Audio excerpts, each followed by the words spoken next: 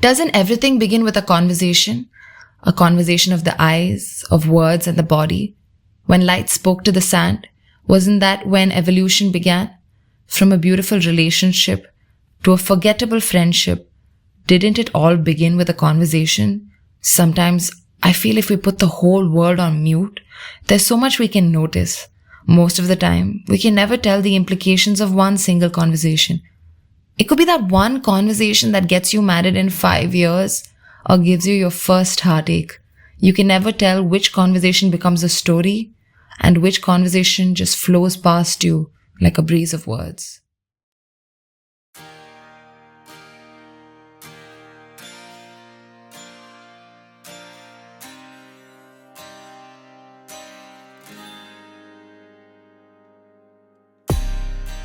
Hey everyone, welcome to the Closet Writer Chronicles. I'm your host Sangeeta, aka the Moody Marshmallow. You just heard our guest for today, Saraswathi Menon. Saraswathi is a director, screenwriter, lyricist, actress, dancer, and much more. She has worked on projects like Padmaavat, Mudalni Muduvamni, and Kadal Girkan in different capacities. She currently works as a creative producer with The Viral Fever. Tune in to hear her story.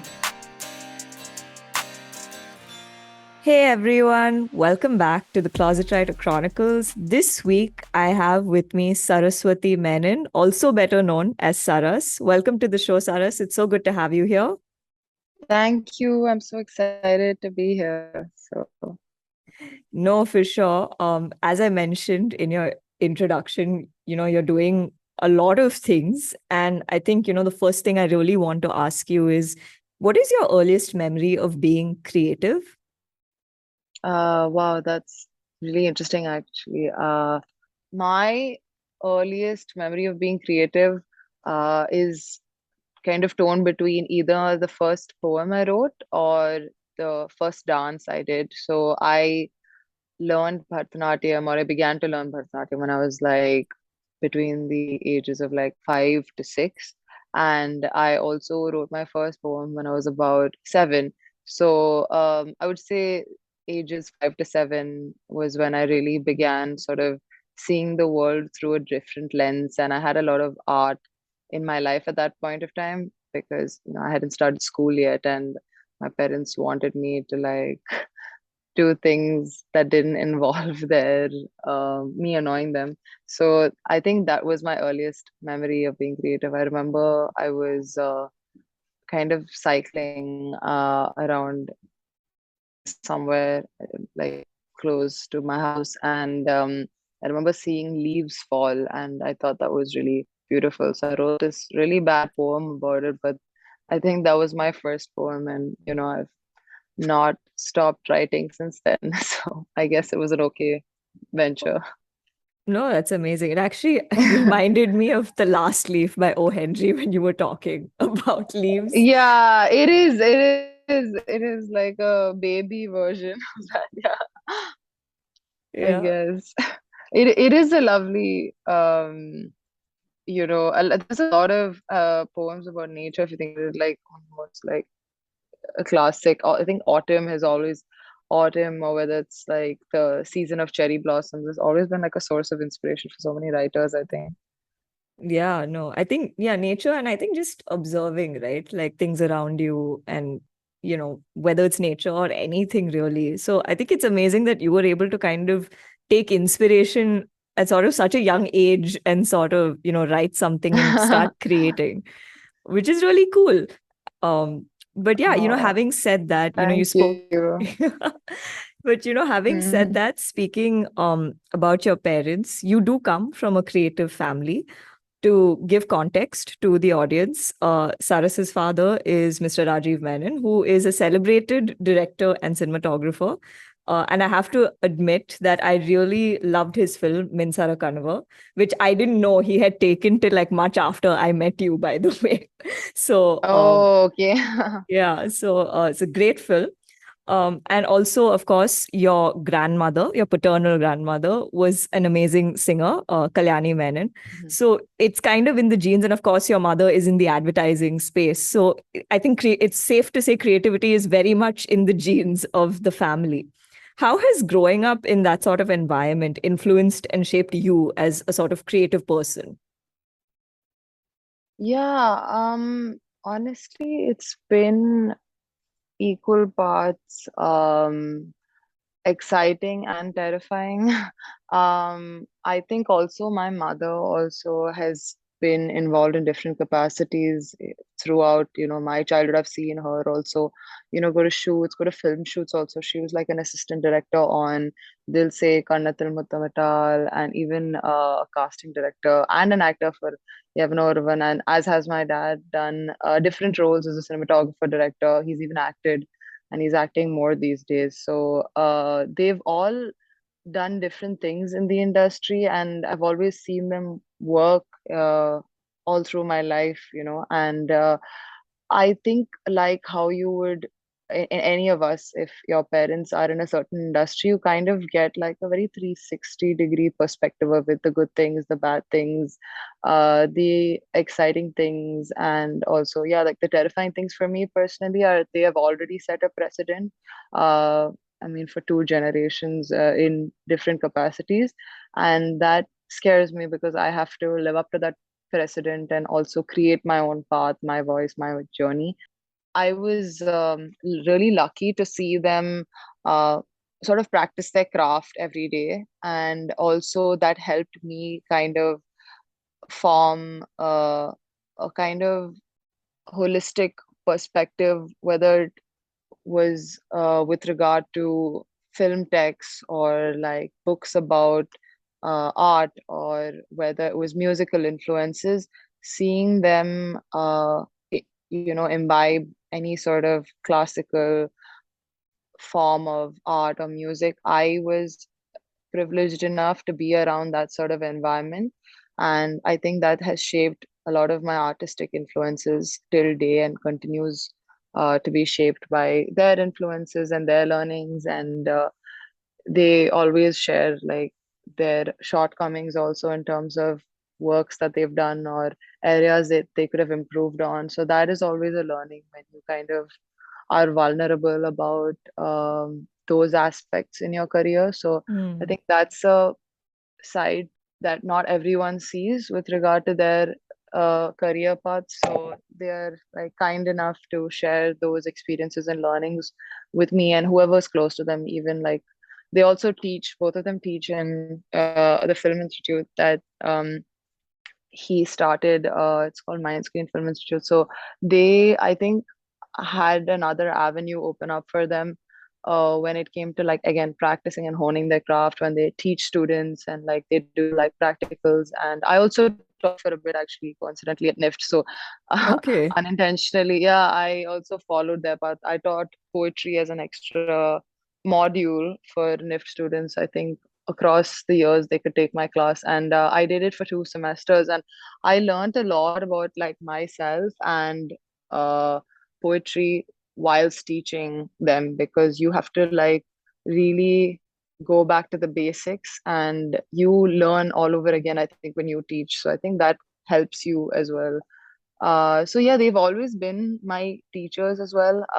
So that's, I mean, they're like teachers and parents, if that makes sense. They unintentionally have always been intentionally or unintentionally, I'm not sure to be honest, but all of the conversations in my house are to do with art, film, music. My sister's also joined the industry now, so she's always talking about, the learnings she has, the things she's seen. So it's been an environment like that. Sometimes it can get a bit exasperating for all of us. It feels like we only talk about this, so we have to try and remember that there's a world outside of this, and that's important too, and we shouldn't get too absorbed in this.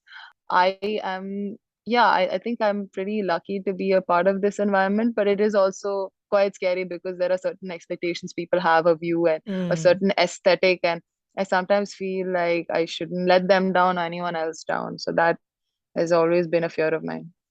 Yeah, which is a very fair, I think, fear to have as well. Do you Yeah. consciously then sometimes find yourself like making sure that you're not doing things, say, in the exact manner, say one of your parents would do something, or say your grandmother may have done something, Mm-hmm. Mm-hmm. because you're so Um, conscious of having your own individuality and sort of maintaining your voice. yeah, I think it is. I don't try to like, do something sensational as a result. I Mm, know that there are certain strengths in terms of the way I perceive the world and my assets in terms of the art. So I think that I will always remain true to my voice, but mm, I think everyone's voice is constantly evolving, and I haven't, to be very honest, created a sort of identity in the industry yet, in my opinion. It's kind of evolving. So I try not to do anything that would upset my sort of perception of what I think a good artist should, like, in terms of the qualities that a good artist should have. I try not to like change that just to fit in or fit in with the trends, etc. mm, But I don't do anything that would deliberately sort of just create another perception of me. I know that whatever I do will always be associated to the things they've done, and I can't fully break away from that. But I think most of my aesthetics and sensibilities do align with what they've already done. I'll probably find my own way of saying it so that I don't get compared to them. But I think invariably your aesthetic or your themes, a lot of the themes that I like, I think my parents also like, or the kind of values or ideals or the causes we sort of believe in, all of them are quite similar, and for better or for worse. And I think I will have to drop on them as strengths and find a new way of telling them rather than completely to break away, because that's quite challenging. That would mean that I have to be untrue to myself. So that would mm. not happen. No, that's very wonderfully put. But Thank you. but having said that, you grew up in this sort of creative environment, like you said, and you're very heavily involved and interested, of course, in the arts. But then, how did you kind of decide that you wanted to sort of pursue a career in this space? Because I mean, yes, it is very easy while growing up in that sort of surround sound to be like, oh, this is Hmm. what I want to do. But then I guess, at what point do you decide that, is this really, I guess, my decision, or is it a decision because my environment is like this, so I have to do this? So I guess, how did you kind of figure that you wanted to kind of pursue a career for yourself here in this space? That's really interesting.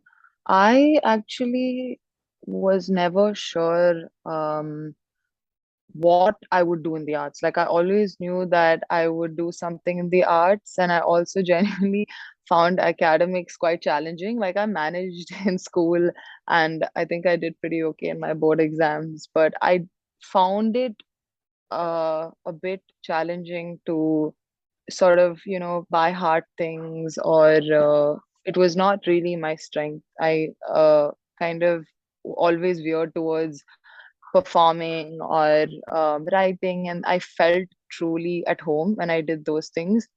I was a bit unsure, and I still am kind of always fascinated by different aspects of the arts, but I knew it would be something in the arts because I could not possibly imagine myself doing anything else. I've always liked the arts, and I think, yeah, there is that sort of additional support when your parents are artists. They like that you want to be an artist, and they support that journey, and they have their take on what your strengths are with regard to that journey, for sure.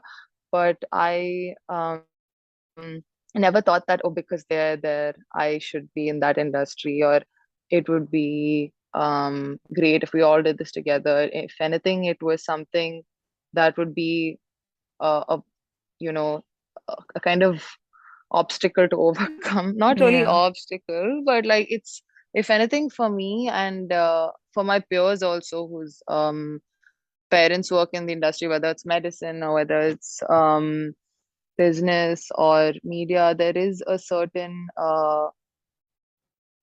disadvantage sometimes when you're in the industry, that you will be compared to, or you will be kind of, who knows, like even like compared to them, or I kind of decided that I always have liked the arts and I will pursue it no matter what, because I honestly, I don't think I can do anything else. So, and I think I realized that when I went outside of my environment, like outside of Chennai, Hmm. when I was studying Srishti, when I was studying the UK, that whether it was certain works of like visual art I created in Srishti, or certain poems or short stories, that other people liked it and they were receptive to it.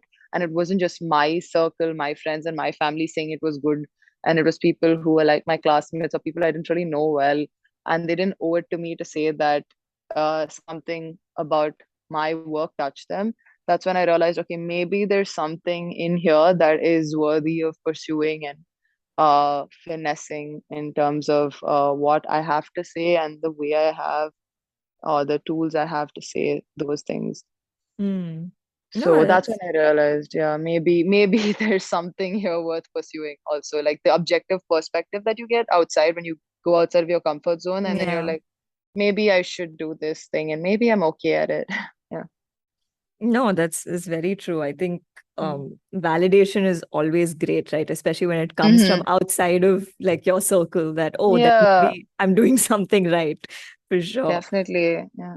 Yeah. But then, how did it really start for you in terms of, okay, when you decided that, hey, this Hmm. is a space I really want to, you know, give a shot at and kind of try and see, you know, Hmm. what I can do and where I can go with it. How did it really start for you? What was, I guess, the first thing you worked on? And, what has the journey been like for you till now, from that first project you got to sort of get your hands on and then kind of coming this far? So I think my first ever project of sorts would be like a poetry anthology that I got to be a part of. I was lucky enough to be a part of the Prakriti poetry anthology. I was about 15 then. And then after that, I was a part of the poetry anthology when I was in university. But those were far more individual, straightforward kind of projects. Whereas when I think I finished school and college, I also was interning while I was studying, but my first full-time project that I had a chance to work on would have been Padmaavat. I was working Mm, as an assistant director.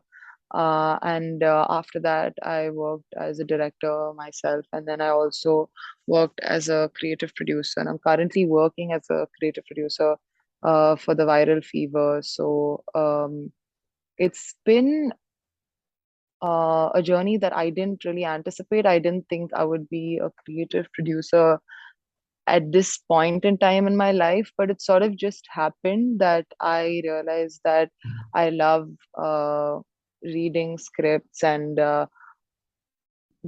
putting together people in a room and seeing what could happen, and seeing a project through from like start to finish. And so at this point in time, from so yeah, I mean, to give you some context, yeah, the assistant director basically works in the direction team, and you kind of ensure that the director's visions met on a day-to-day basis. It's a lot of like mm, logistics, creativity, organizing. It can be quite stressful. And mm, from that position to this position, the roles have kind of changed, but overall, like, when you're on a film set, like all of the learning is quite interdisciplinary. In my opinion, it's always useful to know what another department is doing mm, or what challenges they're facing, so that when you have to face that challenge, you can troubleshoot at that point of time. So I think it has been a lot of ups and downs, because I think it took me some time to gain confidence in what I have to say, and that I might be able to do it regardless of my gender or my age. Because mm. sometimes some people make you very aware of those things, and if they try to make you feel like there's a certain trajectory or a certain time period for you to reach where you can reach if the time is right or the opportunities align. So that has been a bit of a hurdle to overcome, whether Hmm. it's my perception of myself or other people's perception of me. It's sometimes you put certain limitations on yourself as well. So Yeah. I try to be aware of those thoughts and also perception, like also, yeah, you can be aware of what other people have to say about you, but it's best not to let that affect how you function, because you might be kind of making things worse for yourself than better. So I constantly just try to focus on my path and my learnings, and a lot of my peers just sort of give their time, energy, and find support within the industry. And I think that's the best way forward, because there is support and there are great people available if you kind of keep your eyes and ears open for those Hmm. sort of people. But if you don't, then it's very easy to get like disillusioned Hmm. by everything. Yeah. Okay, just to kind of take from what you were saying and slightly ignorant question, well, not ignorant question, I'd like to educate myself on this. What does a Yeah. creative producer do? So I think the easiest way to describe the role of a creative producer would be that of a project manager. So you kind of see the project through from start to finish. So right from when the idea is being developed, you sit down with the writers, or even if it's at an even more nascent stage, you scout for writers, and then there's an idea that is being developed together. Then once that has been developed, the team has to be put together with the help of the creative producer and the company in question, obviously. And after that, from that point on till the project is delivered, creatively overseeing everything and ensuring the quality is up to a certain standard, also giving in your input, feedback on scripts, feedback on the edits, feedback with regard to the marketing strategy. And in different companies, there are different roles and responsibilities.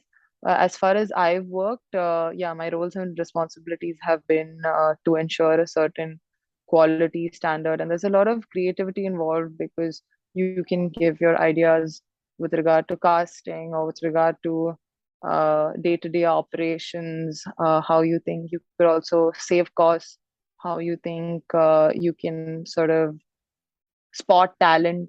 A creative producer is always looking out for talent and teams, and trying to also understand the commerce of making sure a project is well within the budget.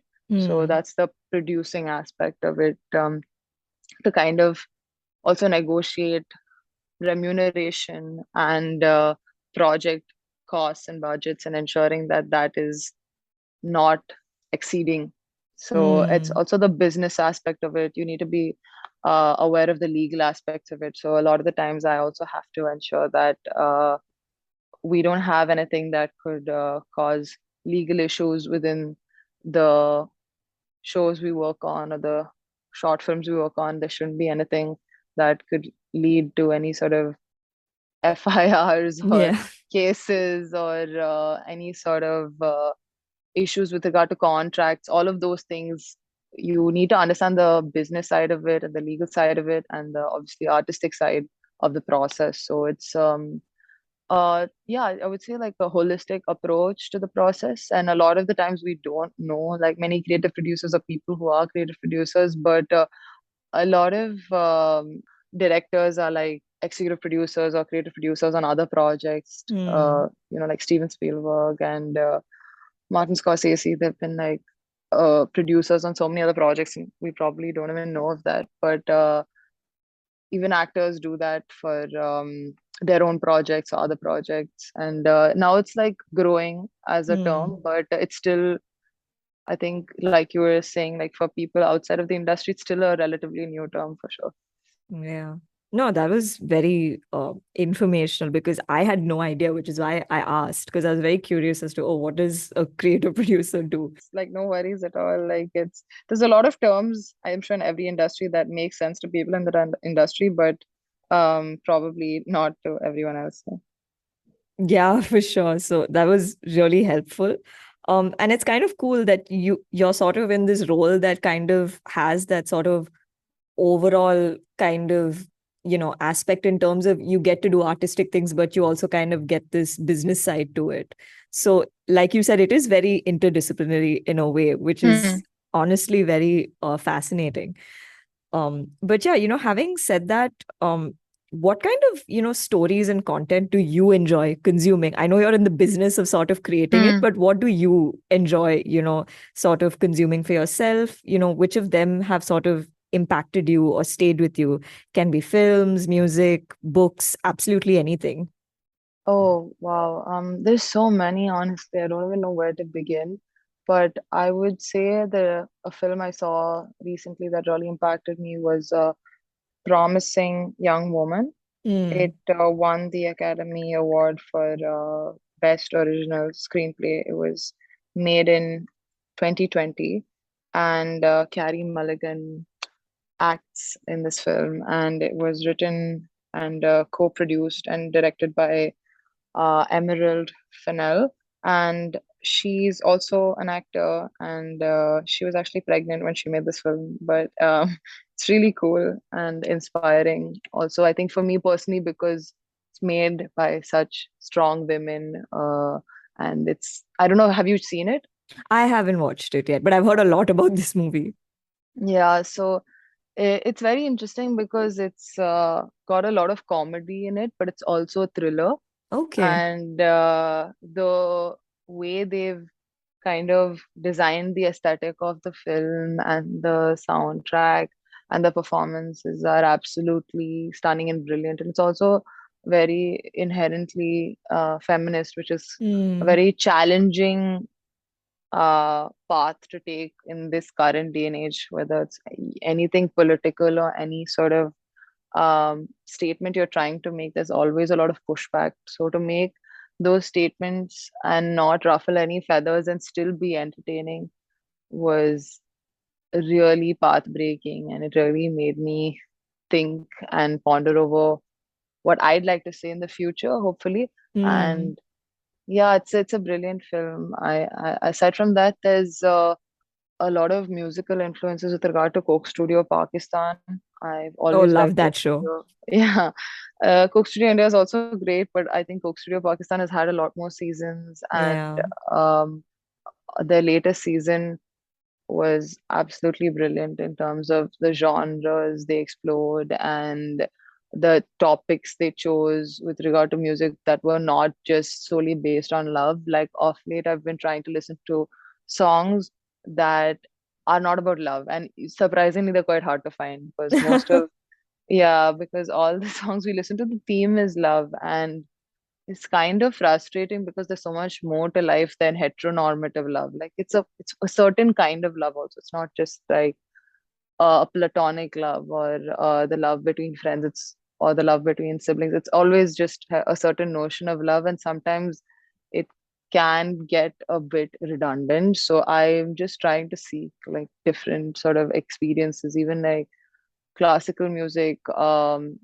I like listening to like Hindustani music and Carnatic Mm. music when I do get the chance. I'm obviously not as well versed as the rest of my family, but I try to uh now, I mean, I didn't as a child, but now I'm trying to understand because I know a lot of the music we listen to in the current day and age, whether it's Bollywood or Collywood, a lot of the melodies are largely inspired by classical Indian music. So it's important to be aware of those. That's amazing. But has there been anything that, say, while growing up, that's really impacted you in terms of, again, say, stories like, again, books or films or anything? Hmm.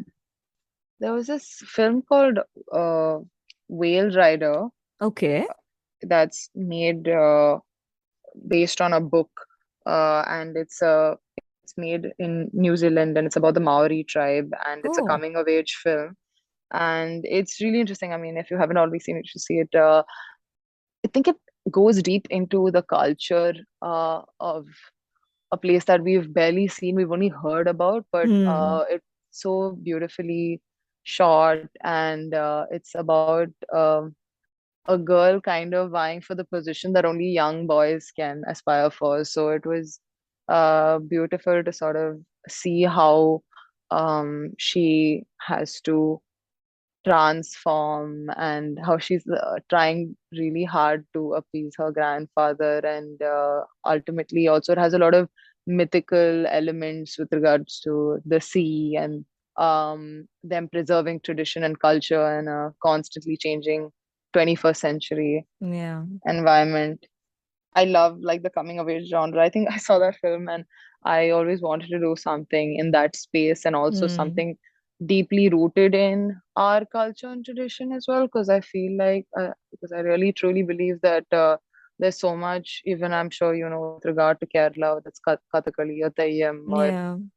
Kudiyattam. There's so many forms that have uh, years of research, meaning, and mythology within that form. And I truly believe that the world has to see it, and they haven't really had a chance to see it on that sort of an international scale. So I do hope that someone makes it, or I'm a part of something like that someday. Well, I hope you do. And yeah, honestly, I think I can see you being a part of a project like that, I hope so. definitely. I really do. I try to always watch whatever I can whenever, it's Margari season in Chennai, or whether I go to Kerala. I try to watch as much as I can. Even I obviously in other parts of India as well, but I'm Hmm. familiar with the forms in Tamil Nadu and Kerala, but there are so many forms purely because India is such a diverse place that there's so much of folklore and music that if we really wanted to seek, we could probably. But and I'm also worried that they're all slowly dying out with lack of an Yeah. audience. But hopefully now with the advent of the internet, there will be a comeback. YouTube is really given a new life. Like I listen to a lot of music from Rajasthan as well now. I got introduced to it because of Folk Studio India. Actually, there's a song called Chowdhury. Yeah, I've heard That it. yeah, Mame and that's Khan. when he's amazing. Yeah, Yeah. he's a proper rock star. With regard to the his music, and Hmm. how he's managed to make it so contemporary. I think it's also keys in all these forms is to make it contemporary and relevant to audiences that aren't used to that sort of music.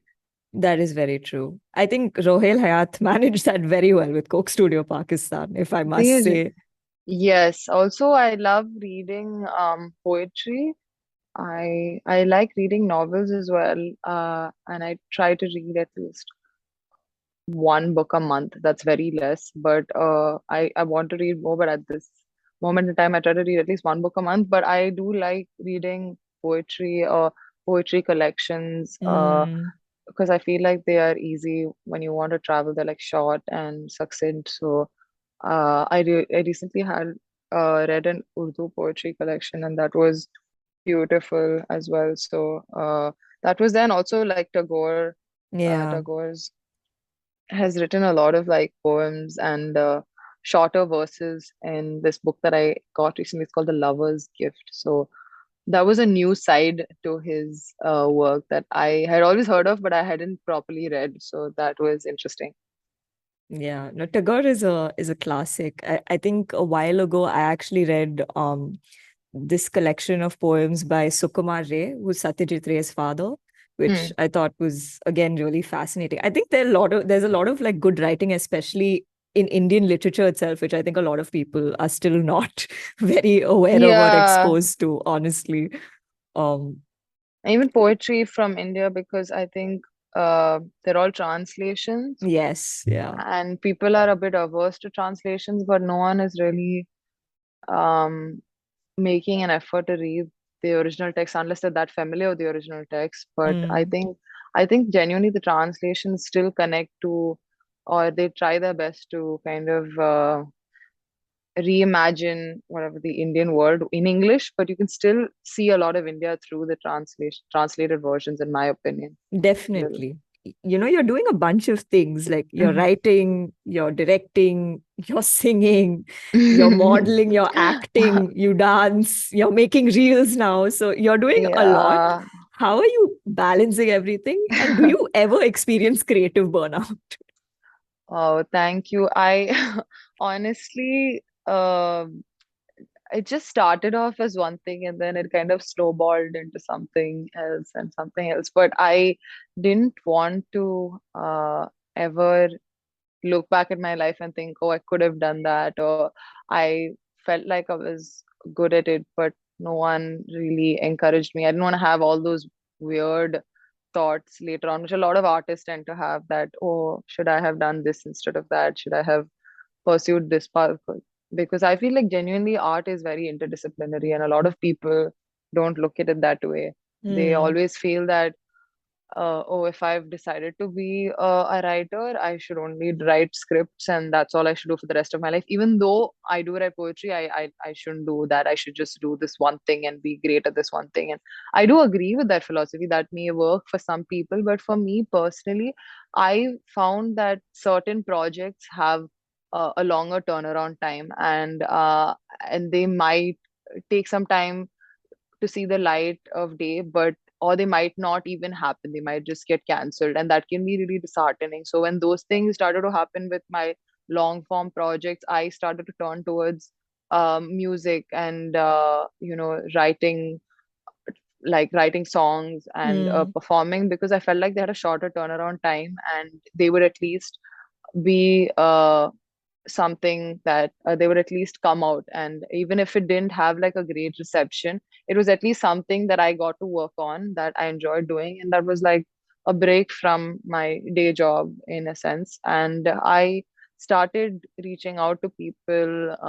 I've been reaching out to people for a while, because that's how I started. I mean, I began this whole process because I write poetry and I've always wanted to write songs. I didn't think that that market would open in India, but it has Hmm. opened up really, in terms of independent music and in terms of film music also. There's a lot more English and different languages coming into mainstream music and mainstream film music as well. So I saw this opportunity, and I've been trying to put my work out, and I've also been trying to meet music producers who want to collaborate. And I found it to be extremely enriching in the sense that I finally, it's also more individual and it's a smaller team of people Hmm. working together on a song, as opposed to, a lot of people working on a film or a show, and a lot more opinions and a lot more time is involved. And this is more instantaneous and spontaneous, and it kind of, uh, I kind of got to practice my writing, and I kind of got to see how the reception of a certain song is. And in a film that I wasn't even involved in, it just allows me to be a part of more projects. And I don't have to be committed to it for that long as well. Like, I can still do the projects that I'm already a part of, and also get to work with other people and see how they work and see what's working and what's not working in the market. So I also act. So when I acted in a couple of projects, I got to see films that I never thought I would like be a part of. Like, I didn't think I would be a part of a film like Mudal Ni Mudivamni. It was Hmm. very different. It was like an ensemble film about people in school, and then they meet at a reunion, and it's it has so many characters, and I would have never got a chance to be a part of a film like that if I had to write it myself or direct it myself. I mean, maybe I would have, but at this point of time, having such a big cast is not something that I would really foresee myself doing.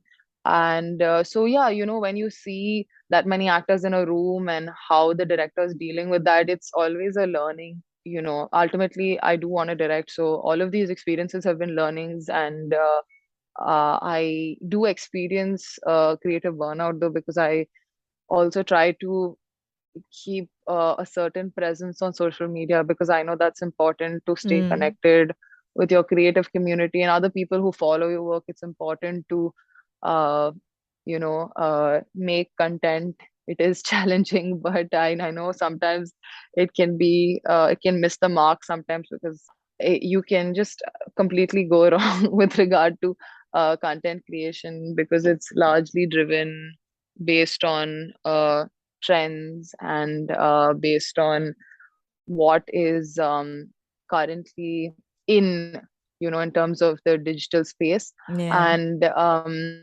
that has been the hardest actually for me, because I'm not able to fully gauge what works and what doesn't work in terms of my social media page, at least, and what works for other people as well. I'm not able to fully understand, but I'm trying to Don't work on worry, it. nobody But has figured it out. yeah, I don't fully get it, especially in India. It's also like we were talking about languages, right? Like, I'm personally interested in like Hindi music and Tamil music and Malayalam music and English music, but you can't have so many languages in one page. You have to kind of pick a language, pick an aesthetic, pick a genre, and that's something I've anyway always struggled with. So I was like, okay, this is really hard, but I do experience creative burnout sometimes. I sometimes feel like I'm not sure what to do next, or Hmm. what is happening with regard to something that I'd already finished. Is it going to ever come out? Is there something that I'm doing wrong? I do have those moments, and I do feel like tired, because I have worked on many things, but they've not come out due to like reasons out of my control. There was a point of time, I think, for pandemic, for a lot of artists, where they'd worked on things before. I still have some things me and my friends have worked on. I mean, not on the same thing, but we've shot for a music video, or we shot for something else, or we've done a song and it just doesn't come out. And I Hmm. mean, this is excluding the long form projects, which sometimes get cancelled or shelved. And that's when it's really disheartening, because you're trying to put in your all in different, different sort of projects and different scales, or different size, like sort of different durations. And like, you're trying to do a range of things so that something will come out, and then like they never come out, and then you don't know if your time has been like truly wasted. But again, Yeah. I think of everything as a learning, so there's no time wasted in that sense. But yeah, I do have moments where I feel like I don't know what's going to happen next, and I don't know what's going on in this industry. Or what's generally, I mean, that no one knows what's going on with regard to the world post pandemic, to be honest. You can't really plan life the way you used to. Yeah. uh, so that way I know that we're all not alone. But it is important, I think, for me to always stay in touch with creating something. Well, Right. so that has been of utmost importance to me, to always be engaged.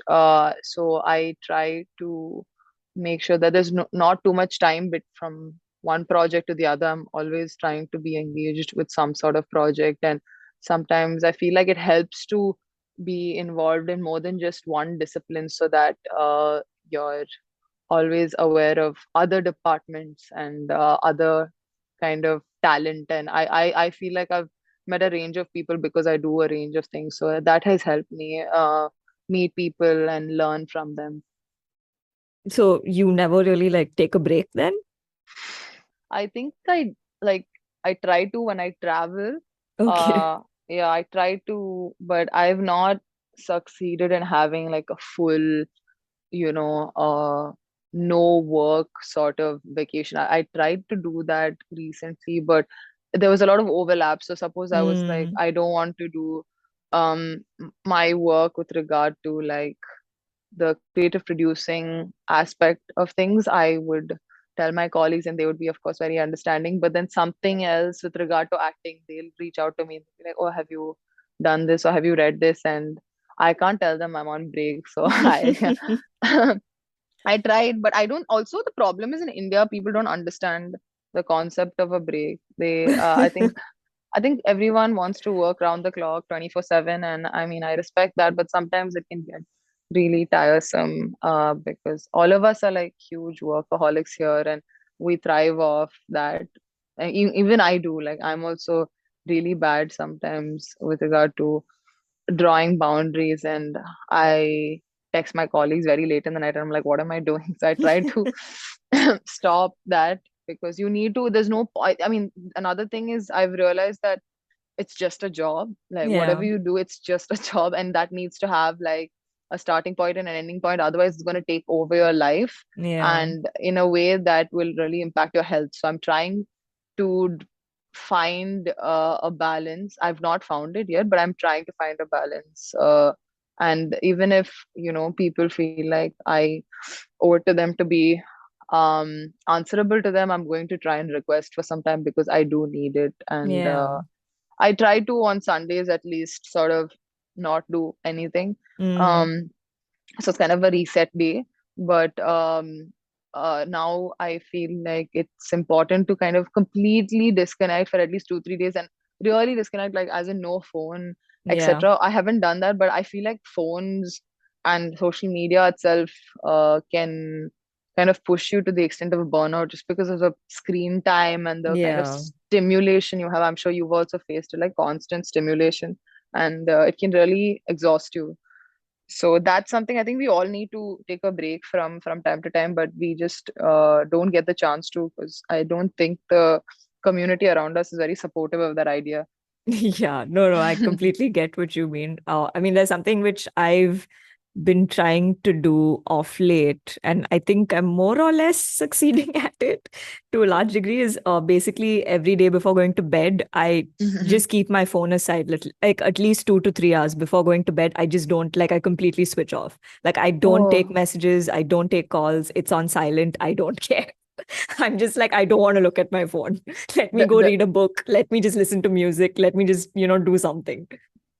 that's so great. I mean, does it help with your sleep? I've always. It does. It does. It honestly does, because I think it kind of helps you wind down, because I think, like you said, there's Mhm. just like, because otherwise you're constantly like on the screen, you're seeing, there'll be messages Mm, that come for some creative project or some collaboration, and mhm, you immediately want to jump on it.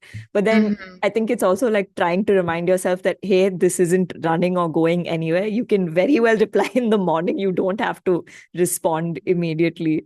So Yeah, I it's think, something about having the phone next to you. You feel like, oh, I have to, yeah. be available. I have to strain my eyes, even though, yeah, this can be dealt with tomorrow morning. I totally understand. Yeah. So I mean, it's a process. It's a process Mhm. for sure, but it's definitely, it's helping. I think it's a day by day sort of thing, for sure. Yeah, that's great. Yeah. But what is your relationship with social media like, especially now since you have a significant online presence? You're making, like I said, you're making reels, and I think especially after your music video, after the film, it's just kind of like picked up to another level. And has it really changed over time, considering like when you sort of playfully would have started that Instagram account as just like, hey, it's just another social media thing, and now it's kind of like a tool for your career as well. So how has it really Yeah. changed over time? Oh God, it's actually one of those things that, like you said earlier, that I don't know if anyone knows what they're doing. I think there are a lot of people who are very aware of their brand and their presence and trends and the current market, but there are a lot of people who are sort of new entrants like me, and then you're just trying to navigate the space without offending anyone. I think I'm terrified of offending anyone, uh, uh, unintentionally, of course.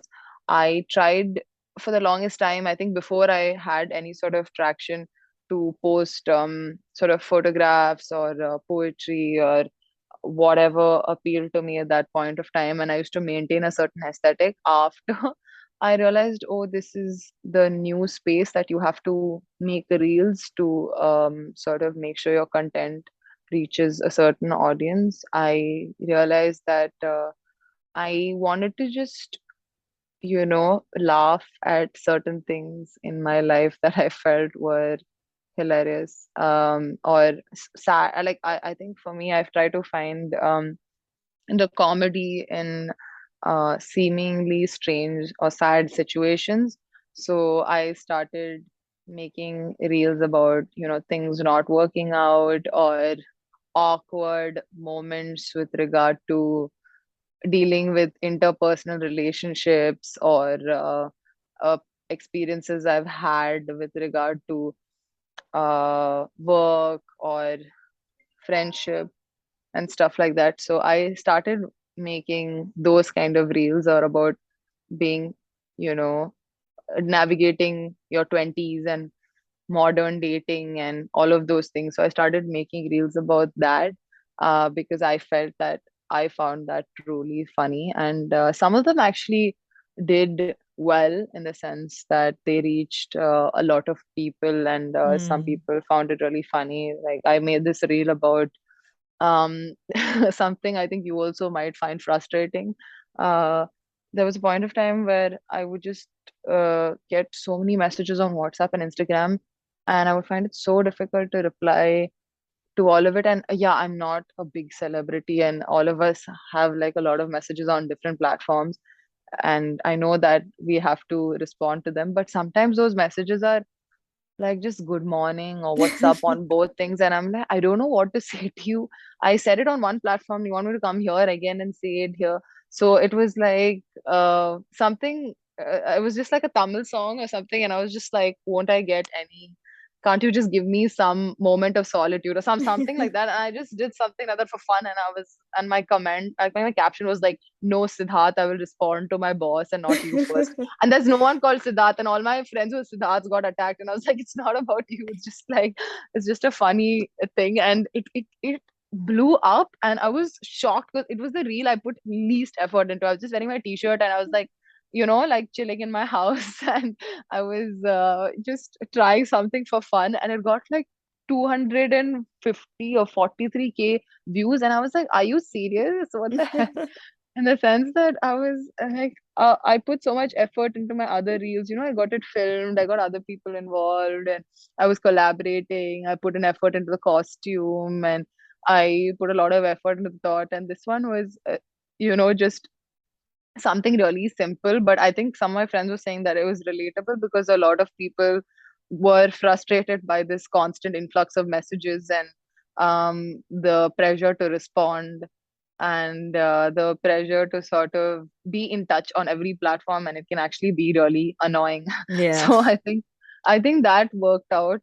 So then I just decided that I'm going to just try and be myself, although like you were saying, it is not easy because I did get a couple of messages where people were like, oh, you should not be so negative. As you are a famous person on social media, you should be positive and you should spread only positive messages. And I mean, it got me thinking. I mean, I was I was not trying to be negative as such. I was trying to be honest because at this point of time, I think all of us in our 20s are going through different sort of challenges with regard to finance, career, Yeah. uh, your interpersonal relationships, your purpose.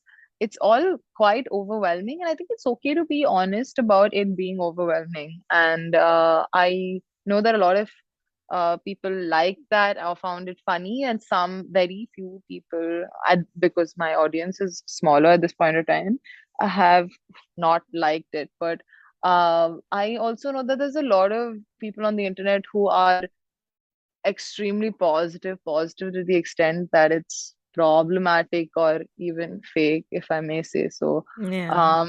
And I don't want to be that because I know that it's unreal and a little unfair to expect everyone to wake up with a smile on their face and seize the day. Some days you don't feel like it, and that's okay. That's just that day. And if you know that other people are going through that, that helps. I genuinely feel that if we're all candid about our struggles, we'll feel less alone and we can actually help each other instead of just being like, oh, I'm amazing, I love myself every day even though things are challenging. I'm amazing. I know, obviously, I think everyone should love themselves, but some days it's hard, and that's Yeah. okay.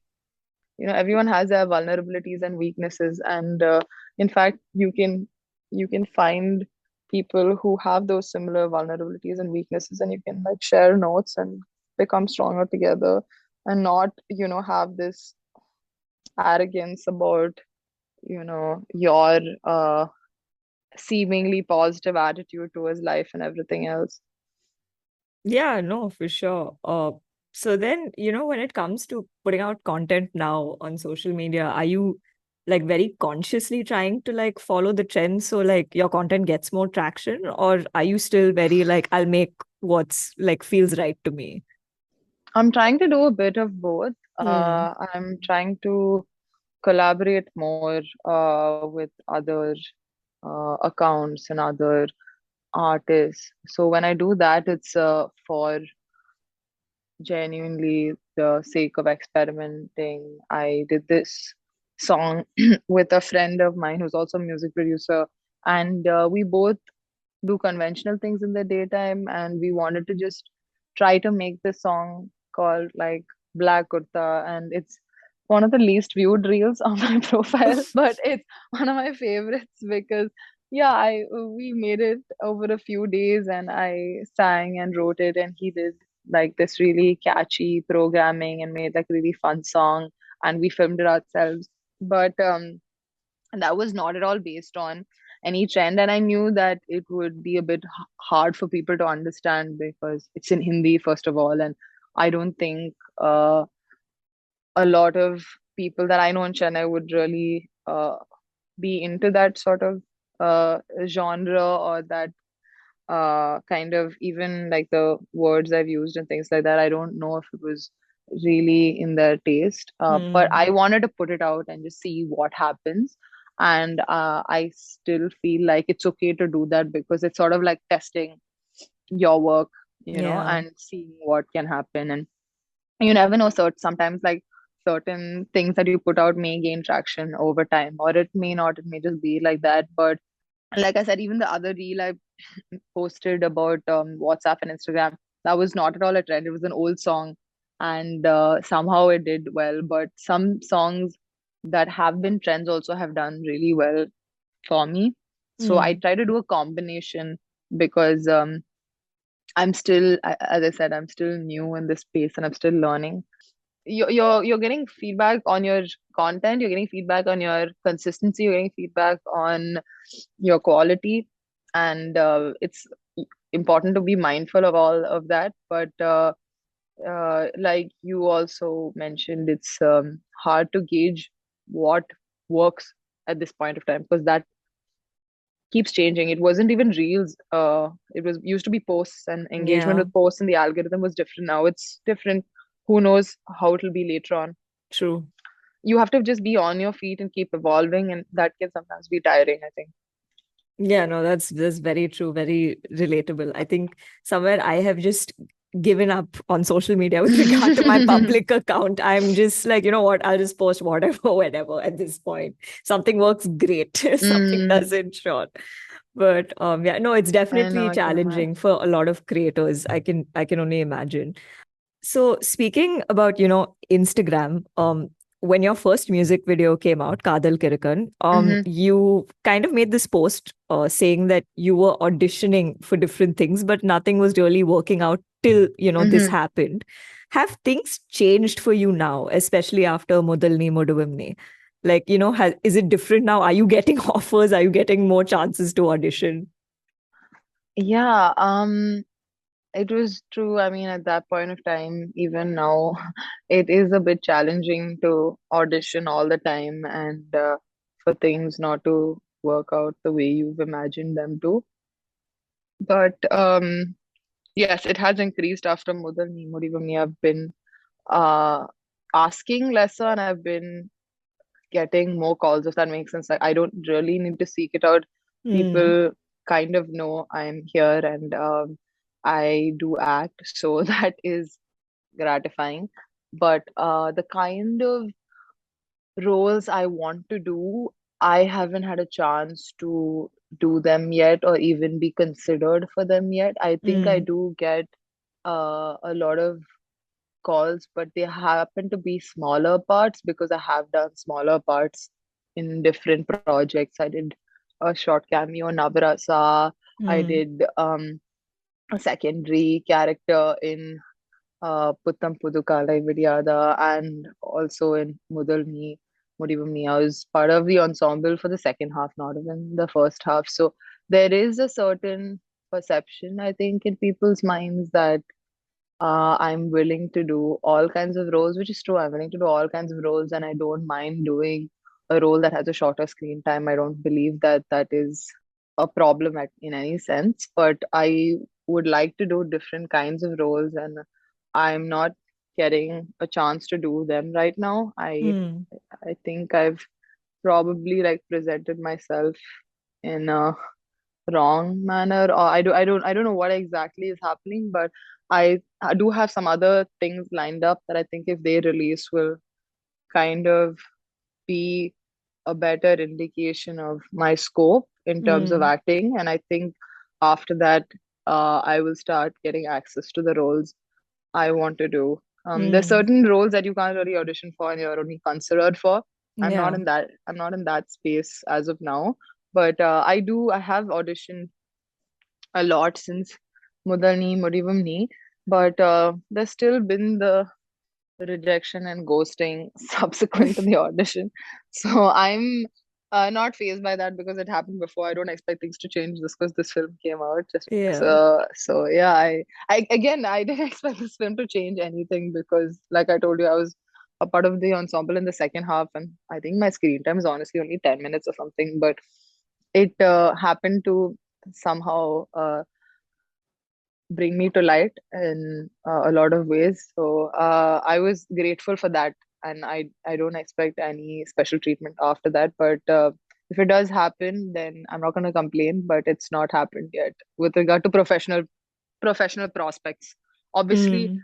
people have been really kind, and when I go to colleges and some public events, some people come up to me and tell me they really like the film and my character, and they take photos with me, and I get stunned because I didn't think this would have that much of an impact. It's really sweet because they still remember the film even like 7 8 months after it's Hmm. released and things. So that's been very nice. So, kind of shifting gears a bit, what are some misconceptions you've seen, people have about media related industries, especially like, the film industry or the OTT space? Are there any Hmm. anecdotes or experiences you can share? I think that it's a very straightforward path to success that is solely based on hard work and talent is a bit of a misconception. People try to, begin in the industry. I feel like there's a lot of factors at play, and it's not just hard work and talent. And this is something I've seen over three generations with regard to my family and with regard to their peers, that a lot of the times it is a lot of resilience, mental endurance, luck, marketing in terms of how you market yourself and the film, Hmm. in terms of being perceptive to the market and being able to evolve regardless of the fact that the medium may always change, but art will always prevail. So those are the things that I wish I knew when I started. I mean, I always knew, but I think I didn't fully realize that it's not just about talent and luck, but there's a lot of other factors that you need to be mindful about, and you need to really work on your mental strength, resilience, and be very aware of like uh, timing and when you release your film or when you decide to do a certain subject at a certain time. It may not be always the best time for you to do that sort of a story. Maybe it's a later time. You need to be very perceptive about the market, and I think people think that if you just work really hard and you put in a lot of effort, everything's going to work out. It's not that simple and straightforward.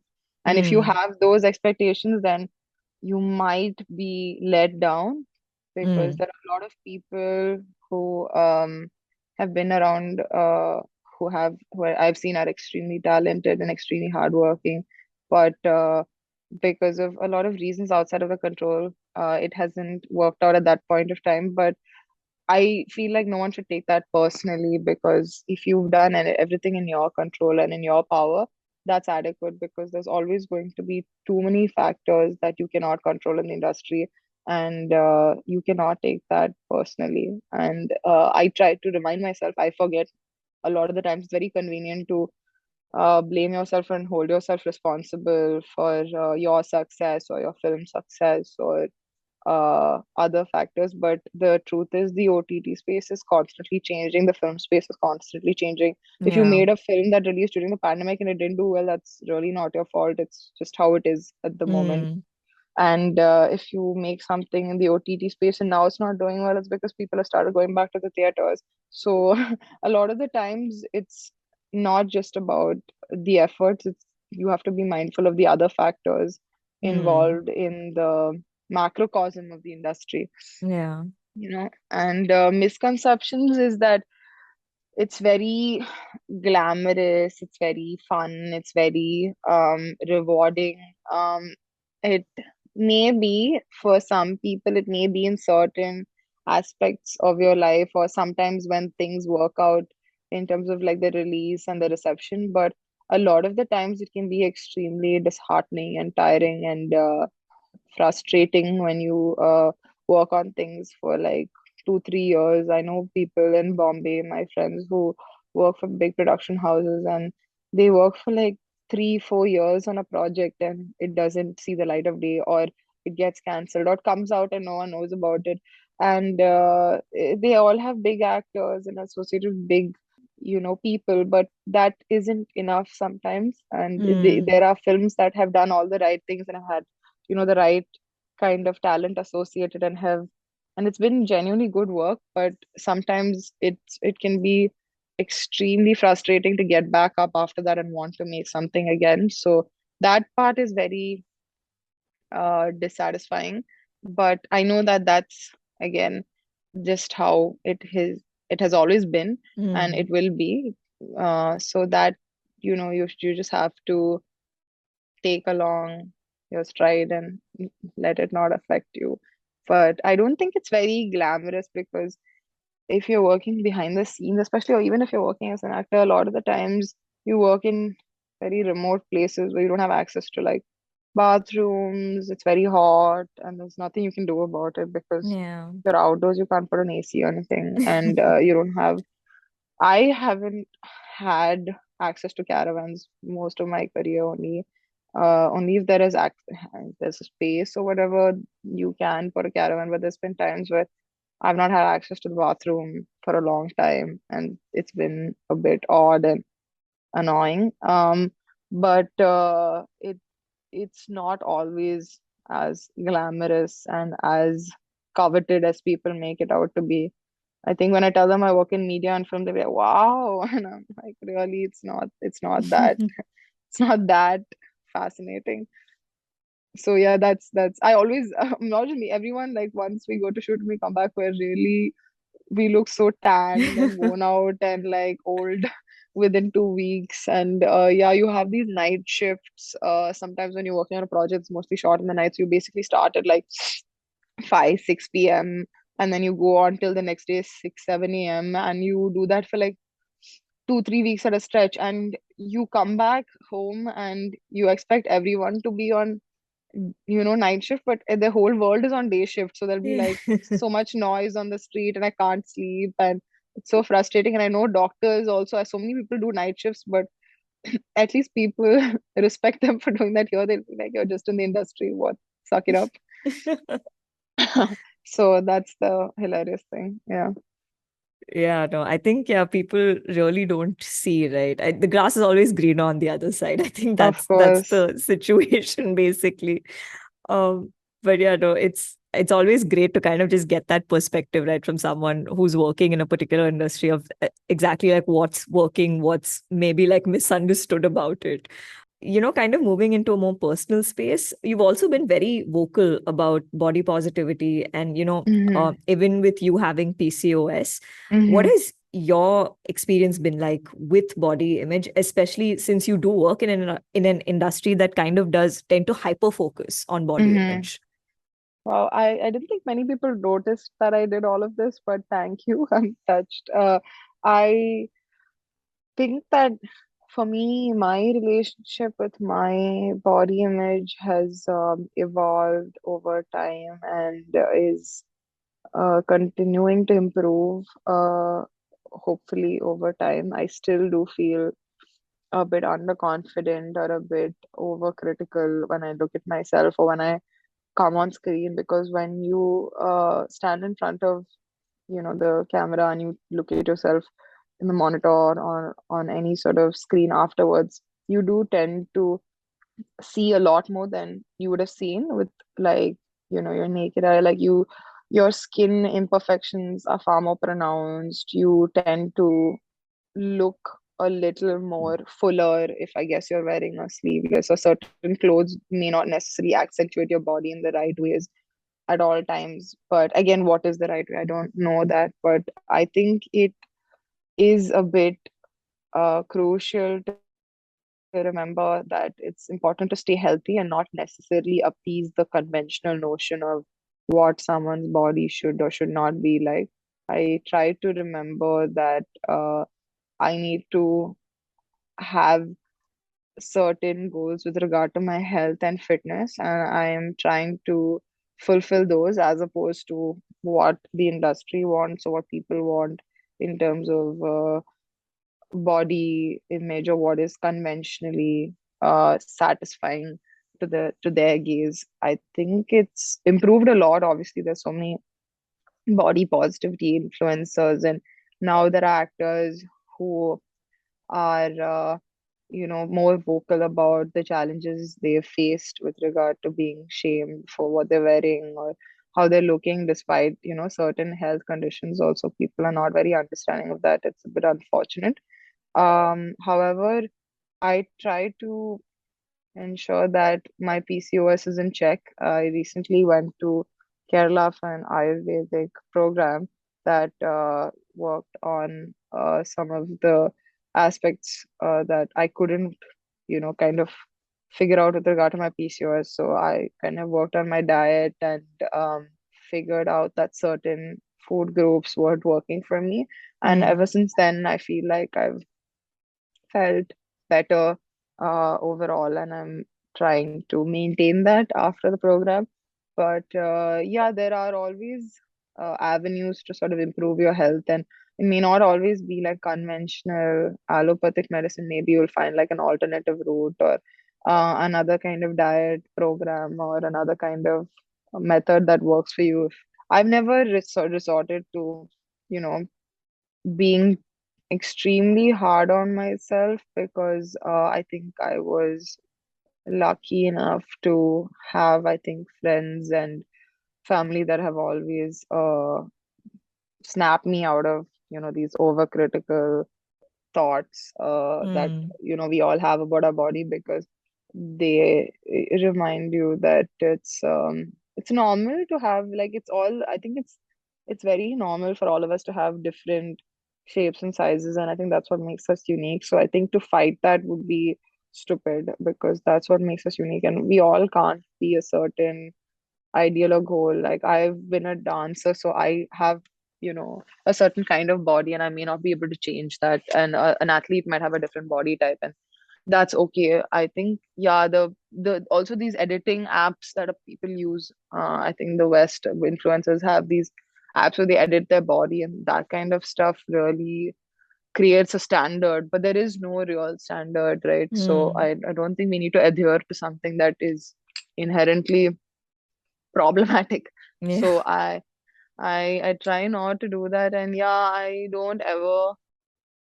really don't want to do anything that would make me feel uncomfortable in the future as well with regard to Mm. my body. I want to just try and do whatever I can in my capacity to ensure that I've reached my health and fitness goals. And I think everyone should be fixated on that rather than uh I don't know what is trending right now, because you can try and be a size zero, but then who knows, tomorrow, like, it might be in fashion to not be a size zero, and then you would have done all that work for nothing.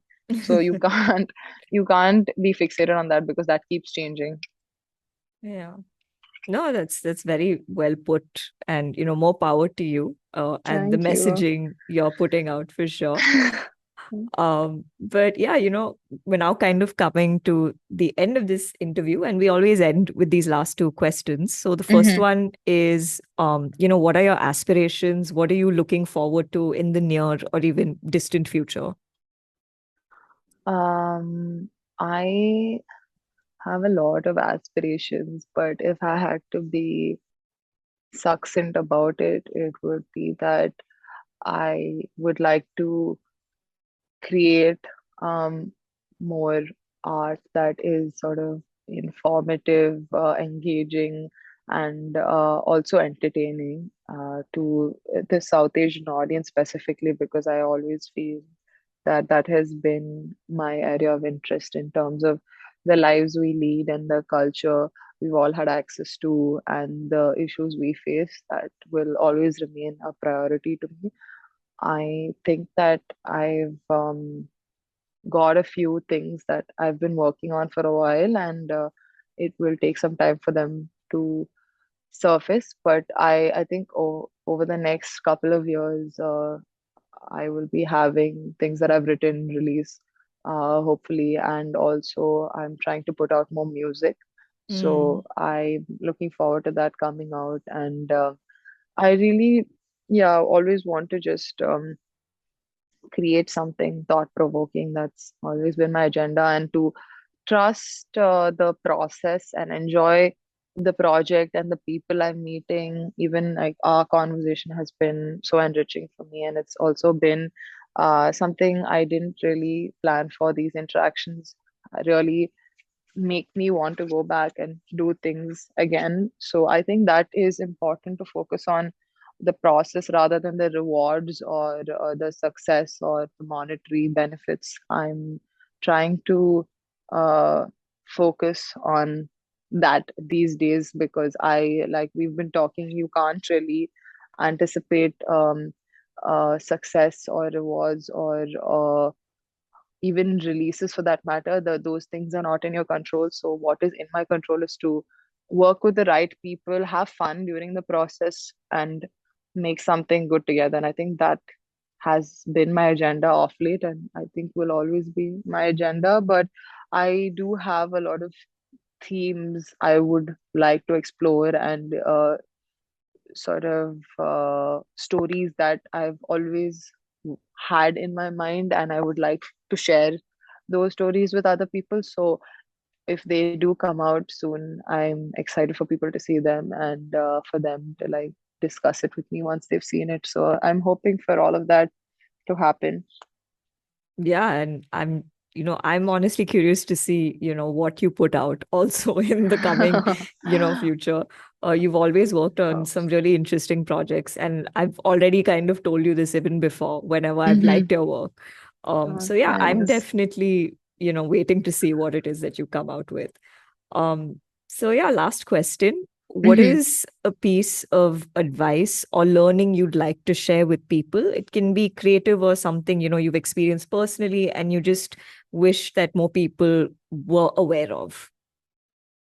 So thank you for such an interesting session, Sangeeta. Honestly, it's been so thought provoking for me, and it's made me go back into my journey as an artist, and I feel a lot more aware now after your questions. So thank you for that. And I think for me, my sort of piece of learning that I would like to share is was like reflected quite well in this book that I read called "Things You Can See Only When You Slow Down," which was by Haemin Sunim, and the quote is.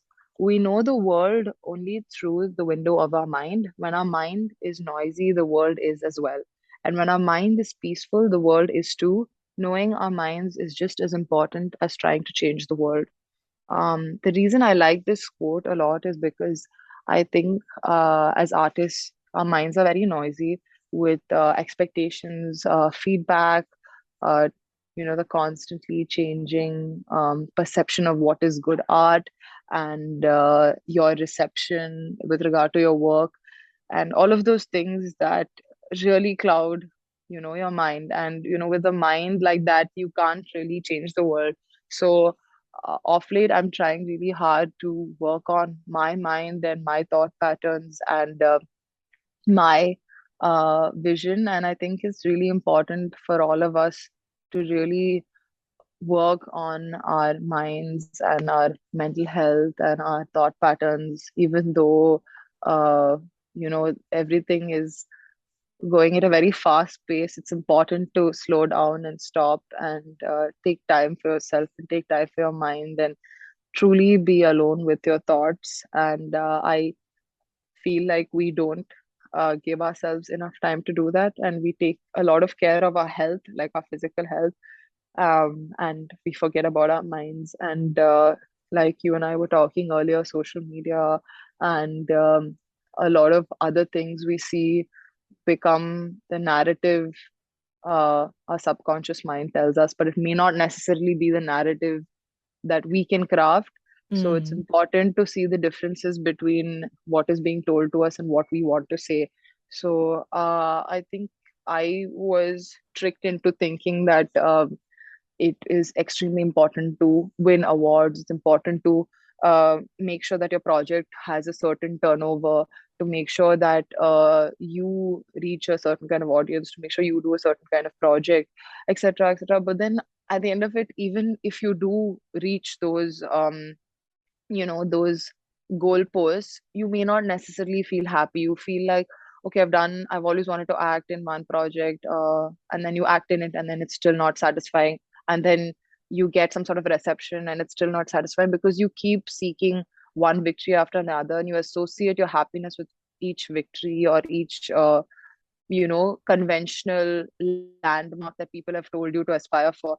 But actually, the truth is that you will find joy in the most simplest of things. I get really excited when I meet someone who's in another department but has something interesting to offer in terms of what they've learned or their experiences on other projects, or whether it's with regard to the friendship we form over a project. And even though it's just for those few months, we're like best friends, and that's really, sweet, and we're like a family. And I think I really value that about the industry, that you can really meet some great people and together you can make something great together. And it's all about the team spirit and enjoying the process and working with people you like, and not necessarily the outcome. I think being outcome driven in any industry is a bit taxing, but especially in the art, because the outcome is constantly changing and it's a variable, um, sometimes out of your control. You can do your best, but sometimes a lot of the things are out of your control, especially post pandemic, how things have been changing. I think it's important to be fixated on the process and the people and your craft and your mind. So I wish for all artists to do that, and I wish that I keep doing that. Yeah. And on that wonderful note, Thank you.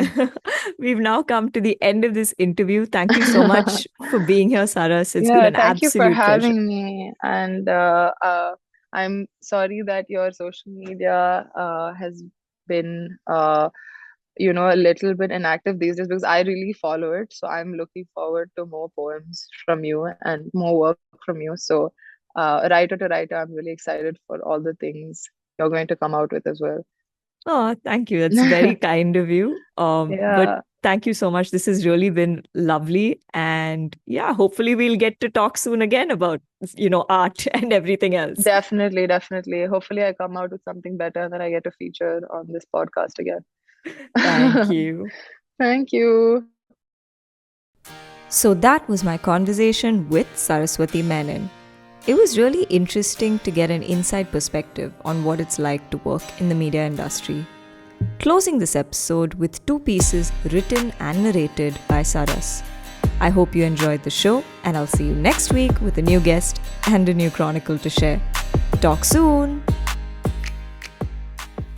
What if one day the skies rained stars, winds caressed cherry blossoms, cigarettes blew bubbles, seas lather up happiness, guns could shoot only paint, war was just an acronym for raw, our silhouette against the sunrise was the only dark thing in this world, and falling in love was the worst disaster that could happen. Apupa, which means grandfather in Malayalam. White shirt, old spice, soft hands, fresh sheets. I remember the last words that spilled right off of me. Semicircle of grey hair, ink pen, rubber slippers, leather watch. You were always punctual, but did you need to leave this early? Letter paper, diary of 2010, sepia framed bifocal lens, news each day. Did you see yourself once again in the obituary today? History books, religious texts of all kinds, hearing aid. Can you still hear everything we say? I know that this time you'll listen closer and we will speak slower. It's never too late to tell anyone that they were too generous for their own good, that they did more than they ever needed, that they would put anyone before their own happiness and still smile. I was in awe then and even now, just that I look up this time.